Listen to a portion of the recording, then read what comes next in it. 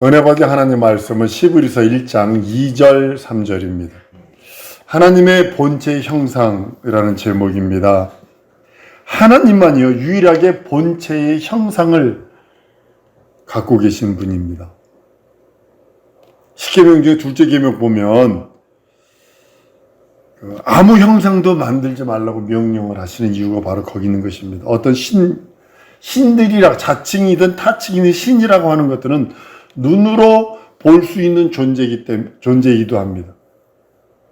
신이라는 존재들은 본체는 있지만 그 형상은 하나님이 허락하지 않으셨어요. 하나님이 만들지 않으셨어요. 그 본체는 스스로가 본체라고 그래서 얘기를 합니다. 그러나 그 형상을 만들어준 적이 없어요.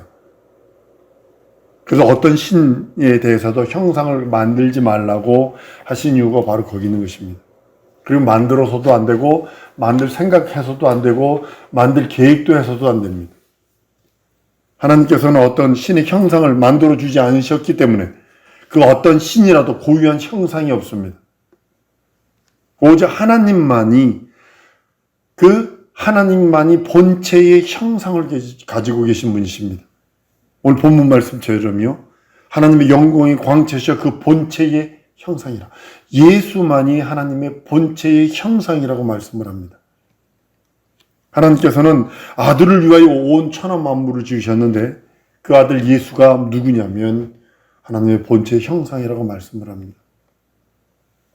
빌립이요 나다나엘에게 가서 이럽니다. 모세가 기록한 사람을 내가 만났다. 율법에서도요 하나님의 그 형상에 대해서 말씀을 합니다. 그 아들에 대한 예언이 있습니다. 다른 신들은 형상을 절대로 만들지 말라 한 이유가 그리고 금하신 이유가 바로 거기 있는 것입니다. 사람은 형상을 가지고 있어요. 그런데 그 신들 그 자체의 형상이 아니라 하나님의 형상의 모양을 따라 지음받았기 때문에 우리 인간들은 제 형상이 하나도 없습니다. 신들은 어떤 형상 그 어떤 형상을 그려서도 안 되고 만들어서도 안 되는 거예요. 모든 신들은 본체를 가지고 있어요. 그러나 형상은 없습니다. 하나님은 유일하게 그 본체의 형상을 갖고 계시고 그 본체의 형상을 우리들에게 보여주셨다라고 성경은 말씀을 합니다. 하나님은 본체의 형상을 가진 유일하신 분이시기에 우리는 그 본체의 형상인 예수 그리스도로 말미암아 그 이름을 섬기는 거예요. 형상을 섬기는 거 아닙니다. 그가 형상을 우리들에게 준 적이 없어요. 그래도 그분만이 하나님의 본체의 형상인데도 이 땅에 계실 적에는 마귀한테는 자기의 형상을 드러냈어요.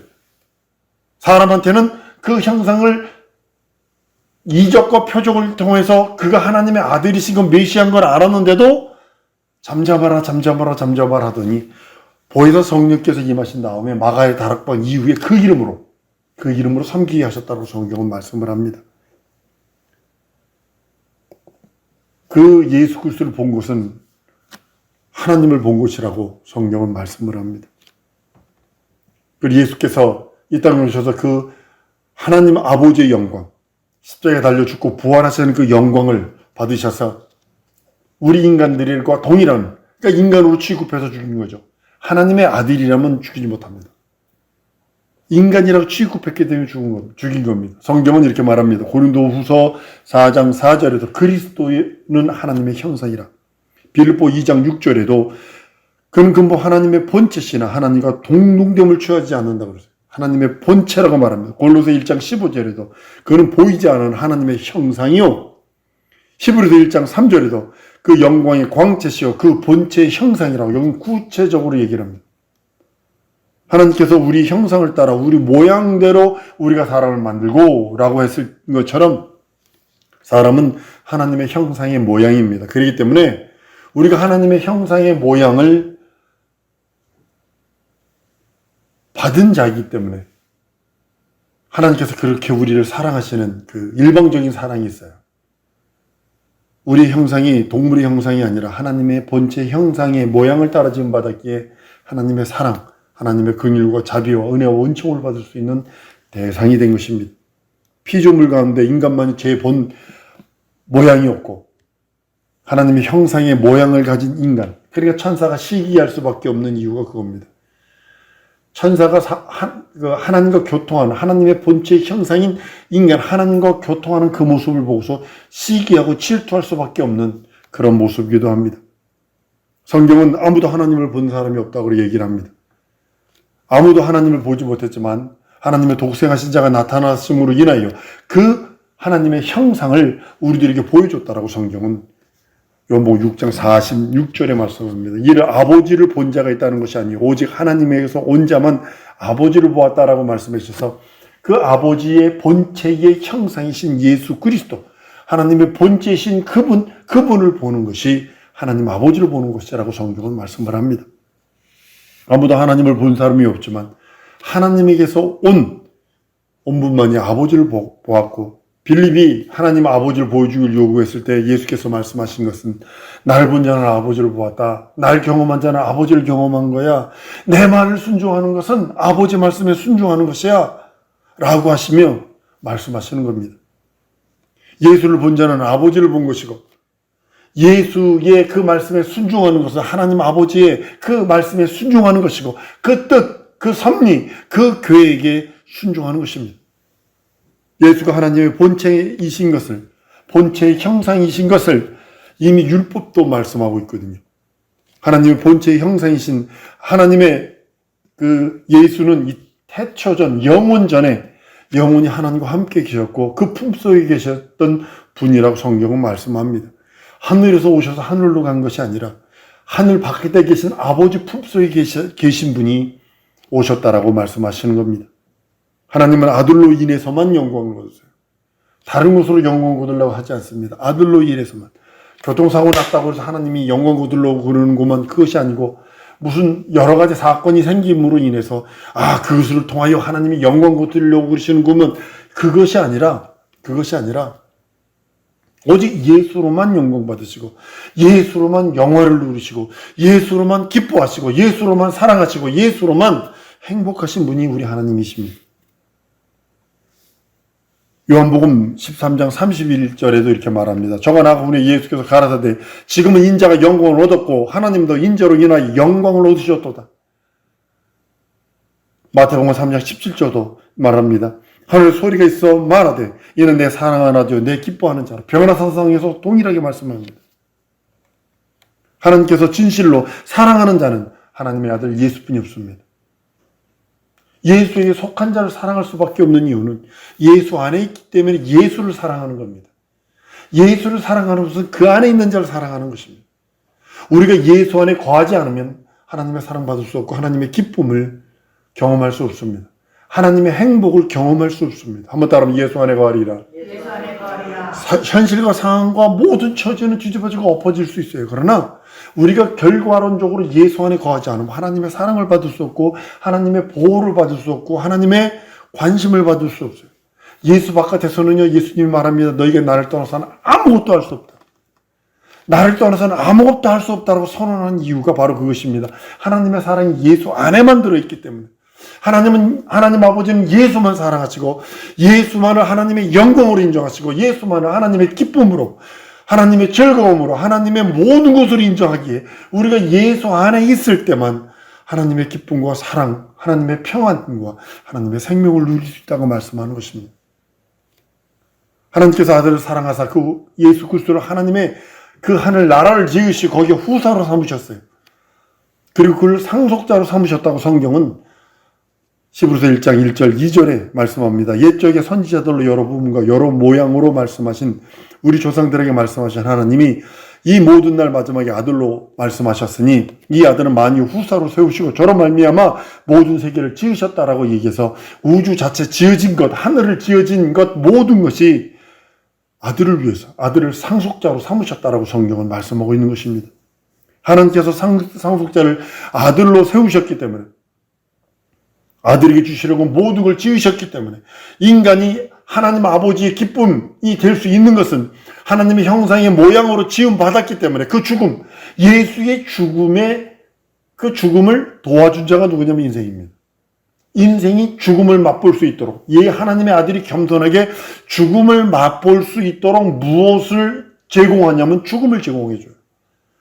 쉽게 말하면 십자가에 그 매달리는 그것을 인간들이 제공해 줍니다. 이게 아이러니인데요. 인간은 예수에게 죽음을 제공해 줍니다. 그리고 예수는 우리들에게 생명을 제공합니다. 이것이 성경에 풀리지 않는 수수께끼인데 이것은 하나님의 일방적인 사랑입니다. 그래서 우리를 사랑하시는 이유는 우리가 죽음을 제공했어요. 예수님이 무엇 때문에 죽어요? 죄 때문에 죽었다고 그러는데 구약시대 사람인가요? 아니면 그러니까 신약시대 사람인가요? 구약시대 사람은 죽어버렸기 때문에 그건 어쩔 수 없고요.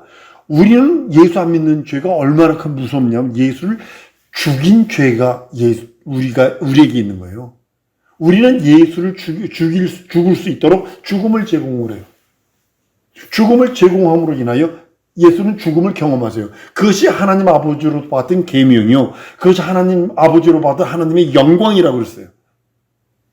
예수께서 영광을 받지 아니하신 거로 성령이 임하지 않았다라고 성경은 요한복음에 말씀을 해요. 동일하게 우리는 전 인류, 쉽게 말하면 전 인류로 표현해야 되는데 인류는 예수에게 죽음을 내어주고 예수는 우리들에게 생명을 주는 것입니다. 옛적의 선지자들 여러 부분과 여러 모양으로 말씀하셨기 때문에 마치 모자이크를 큰 모자이크 있습니다. 자꾸 이제 모자이크 어린아이들이 이제 모자이크 만드는 거 4개 맞히는 거 6개 맞히는 거 하다 계속 늘어납니다.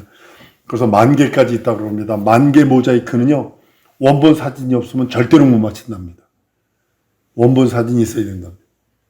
근데 원본 사진 가지고 이제 그걸 맞추는 건데, 마치 그 사이인지 하늘 사이인지 땅의 사이인지 모릅니다. 근데 그걸 전부 다 모자이크처럼 잘라가지고 해놨기 때문에. 구약시대 선지자들에게 말하는 게 마치 모자이크처럼 해놓은 걸 잘라놓은 거거든요. 그것만 보고 말하는 거거든요. 마지막에 아들로 말씀하신 그 말씀, 예수 그리스도로 말미암아 성경의 모든 것이 이해되고, 성경의 하나님 뜻이 이해가 되고, 하나님의 말씀이 경험이 되고 하나님의 의도가 하나님께서 원하시는 것들을 체험할 수 있다라고 말씀하시는 겁니다. 성경에서 말씀하고 있는 모든 것이 이제는 이해가 됩니다. 그 이유가 뭐냐면 예수께서 구약의 그 부분들 이렇게 맞춰주셨습니다. 성경은 짝이 맞는다고 그럽니다. 하나도 짝이 안 맞는 것이 없고 다 짝이 맞는다고 그럽니다. 그 이유가 뭐냐면 구약에 먼저 우리 기독교의 위대한 것이 뭔지 아십니까? 먼저 예언이 있다라는 거죠. 예수가 태어나기 전 여인의 후손, 창세기부터 시작해서 예언이 있다는 거죠. 최소한 예수님 이전 430년 전에 예언이 있어야 된다는 거죠. 이것이 성경의 위대성입니다. 먼저 예언을 하고 이루어내는 것입니다. 그것이 예수께서 모든 걸 이해할 수 있도록 하나님의 계획과 뜻과 섭리를 알 수 있도록 모든 것을 완성해 놓으신 분이 우리 예수님이십니다. 하늘은 하나님 우편입니다. 아들을 위해서 지어진 것입니다. 그것도 창조된 곳입니다. 그 하늘이 얼마나 클까요? 지구도 우주도 빛의 속도로 72억 광년이라고 아인슈타인이 말하더니 요즘 학자는 240억 광년이라고 그러면 빛의 속도로 눈 깜빡할 사이에 1초에 40만 킬로인가요? 지구 7바퀴 반 도는 그 빛의 속도로 72억 광년이라고 그러면 어마어마한 속도입니다. 근데 이게 240억까지 갔으니까요. 근데 그것을 마치 하나님 나라에 비하면 그냥 아주 크게 잡아주면 농구공만 할라나 좀 더 크게 잡아주면 여러분 방, 여러분 집 한 채 더 크게 잡아주면 조그만 동산 하나 같을라나 그 정도 될 것입니다. 어떤 사람은 하늘이라고 생각하면 어마어마하게 생각을 합니다. 우리가 화성 가서 산다고 주책 맞은 소리 하는데 그거는 택도 없는 소리고요. 우주인들이 지금 공중에서 떠있던 사람들이 지상에 내려오면요. 걸으면 부서진답니다. 뼈들도 다.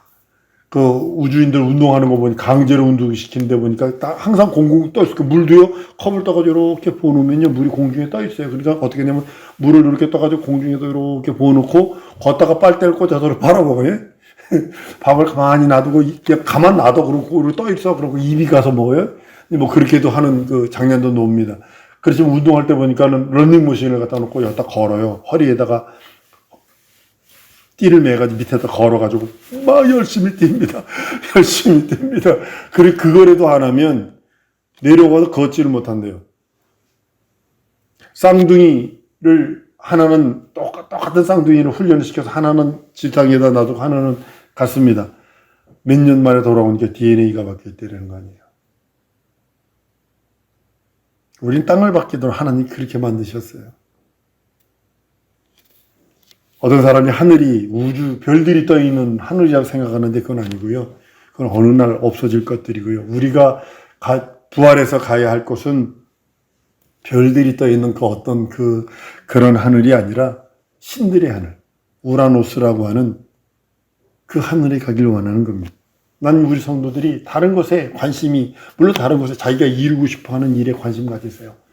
그런데 더 큰 관심은 그 나라입니다. 내가 하나님 앞에 섰을 때 하나님이 나를 뭐라고 했을까? 하나님 앞에 섰을 때 하나님이 나에게 어떤 모습으로 어떻게 말씀하실까를 이렇게 생각하라는 거죠. 이 세상이요. 이 세상은 하나님께서 아들을 통해서 다 보여주셨어요. 아들을 보여준 거는요, 끝이에요. 예수께서 이 땅에 초림 예수는요, 이제는 카운트다운이에요. 이게 접을 날만 남아있는 거예요. 접을 날만. 불 속에 집어넣을 날만 남아있고, 그 불 속에 들어가기 전에 하나님의 그 예수의 공로 안에 있고, 예수, 곧 하나님의 기쁨 안에 있는 자들만 데려가시는 거예요.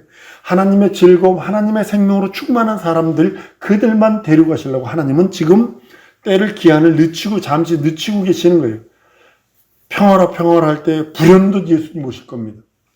성령은 예수님 오심 재림에 대한 예언 중에 너희들이 땅까지 가야 복음이 전파돼야 인자가 오리라 한 곳도 있지만 가기도 전에 온다 라고 말씀을 하고, 근데요 여러분 지금 큰 민족 2차 대전 1차 2차 대전 여러 가지 내전을 통해서 그 부족들이 다른 언어를 하는 그 부족들이 많이 없어져 버렸습니다. 중국에 200개 언어가 있다라고 하는데 어떤 그 연구를 보니까 중국이 말살 정책을 해가지고 무슨 일이냐면 그 나라 말 자기 태생 본 방언을 말하는 사람은 동네에 1명, 2명, 몇 명뿐이 없답니다. 전부 다 중국이 그 중화정책으로 해가지고 언어를 통일시켜버리려고 애썼기 때문에 그러는 필리핀 같은 데만 가도 200언어가 넘고 인도가 공식적으로 한 200언어가 넘다는데 강 하나 건너면 다른 나라예요. 강 하나. 산 하나 넘으면 다른 민족이에요. 제가 방글라데시를 섬겼습니다만 방글라데시 말이 방글라데시만 한 1억 5천, 1억 8천 정도 되고 캘카타까지 씁니다. 그래서 한 5억 정도 쓰는 언어가 방글라 말입니다. 우리나라 말보다 훨씬 많이 씁니다. 근데 거기 힌디도 쓰지. 그리고 인도 돈 보면 힌디로 써 있고 영어로도 써 있고 큰 부족어로 써놨습니다. 성서 번역회에서 얘기하는 게 큰 3,000명 이상 되는 부족은 신약 성경 쪽 보면 다 번역이 됐다고 얘기를 합니다. 어떤 한국 선교사님이 일생 한 부족어를 번역하려고 일생을 투자하신 분이 있어요. 청년 때 딱 들어가가지고 은퇴해서 나왔으니까 그 한 언어를 부족어를 신약 성경 하기 위해서 그럼 배운 걸 보니까요. 히브리어를 배워야 돼. 영어는 기본적으로 해야 되고 근데 히브리어를 배워야 되고 아람어를 배워야 돼요. 고어들. 그래야 이 언어를 배웁니다. 그리고 가서 언어를 수집을 해야 합니다. 언어를 그 나라 말을 배워가면서 언어를 수집합니다. 그 동료 목사님이 그랬다는 거 아니에요. 평생 양을 본 적이 없는 사람들에게 양 설명하는 것이 가장 힘들었습니다라고 표현을 합니다. 평생 양을 못 봤어요. 그래서 세상지에 지고 가는 하나님의 어린 양을 어떻게 해석해야 합니까? 라고 하는 그 질문을 받은 적이 있습니다. 여러분은 어떻게 해석하실 것 같으세요? 근데 거기는 이렇게 하얀 거위가 있대요. 하얀 거위가. 그 거위. 우리 죄를 신눈처럼 양털처럼 해줘야 돼. 신눈도 본 적이 없거든? 양털도 본 적이 없거든? 그러니까 그 해석을 양털이 아니라 그 거위털로 그렇게 했다라고 얘기하는 소리도 들었습니다. 근데요, 예수님이 하신 말씀 보면 오실 날은 얼마 남지 않은 것 같아요. 여러분들 우리 때에 어쩌면 우리 때에 임하실 수도 있습니다. 그러니까 여러분들 우리 내 영혼의 때를 준비하는 것입니다. 오직 하나님께서는 하나님의 기쁨, 한번 따라합니다. 하나님의 기쁨은 예수만이에요. 다른 건 없어요. 예수만이에요. 즐거움, 행복은 예수만. 하나님이 무엇으로 영광 얻으시느냐? 예수로만. 하나님이 무엇으로 영화를 누리시느냐? 예수로만. 무엇으로 생명을 누리시기를 원하시느냐? 예수로만. 즐겁고 행복하고 사랑하는 것, 예수로만. 난 우리 사랑하는 성도들이 그 예수 안에서의 모든 일 이루어지기를, 사업을 하든 공부를 하든 앉고 일어서고 먹고 마시든 무슨 일을 할지라도 예수 안에서 이루어지는 것이 하나님의 기쁨 안에서 사랑하는 것입니다. 여러분과 내가 갈 곳은 이 우주 속의 어떤 별나라, 어디 무슨 어느 별, 그것이 아니라 영계입니다. 거기는 이런 물질계와 3차원적인 그런 것이 아니라 우주는 하늘에 붙어있는 마치 하늘나라, 영계에 붙어있는 하나의 작은 공간과 같은 것이 우주일 것입니다. 우주보다 더 낮은 것이 우리 지구입니다. 가장 낮은 것, 지구입니다. 하나님께서는 우리들에게 예수를 주셔서 예수만이 하나님의 영광, 예수만이 하나님의 본체의 형상이시오. 그 예수로만, 그 살찌고 피 흘린 은혜와 은총으로만 살라고 우리 하나님 우리들에게 지금도 끊임없이 말씀하고 계시는 겁니다. 예수 안에 있는 자만 데려가신다는 겁니다. 이번에 아프간에서 넘어 들어올 때 한국 사람들 도운 아프가니스탄 사람들이세요. 아프가니스탄에 있던 그 탈레반들이 어떻게 했냐면 외국 세력을 도우면 무조건 아이서부터 시작해가지고 어른까지 몰살을 시켜버렸어요. 그러니까 한국을 도와줬던 그 아프간 사람들을 데리고 나오는 것처럼 마찬가지입니다. 하나님께서는 우리가 예수 안에 있는 자만 데리고 나오는 거예요. 예수 안에 있는 그 자들을 하나님께서는 반드시 부르셔서 하나님의 나라, 영원토록 기쁨과 하나님의 행복으로 충만한 곳에 있기를 원하신다고 성경은 말씀하고 있습니다. 이 시간에 우리 기도할 때 하나님, 진정으로 하나님이 주시는 그 예수, 그 이름, 예수 안에 거하여 예수가 주시려고 하는 모든 것을 받아 누리게 하시고 예수로 인하여 하나님의 기쁨, 하나님의 사랑, 하나님의 생명, 하나님의 의, 하나님의 능력을 누릴 수 있게 해달라고 우리 다 같이 통성으로 기도하십니다.